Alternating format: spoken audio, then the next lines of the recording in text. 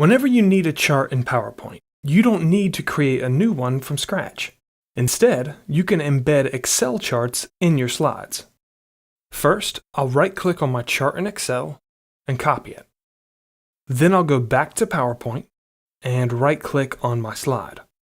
I'll look for an icon labeled Use Destination Theme and Link Data, and I'll click it to paste the chart into PowerPoint. Keep in mind that it may need adjustments to make it fit with the presentation. Not only is the chart attached to my slide, but it will also update itself if I make any changes to the Excel data. For instance, if I go back to Excel and change the February romance sales to $1,000, the chart will instantly update in PowerPoint. Embedding Excel charts in your slides can help your presentations leave an impression.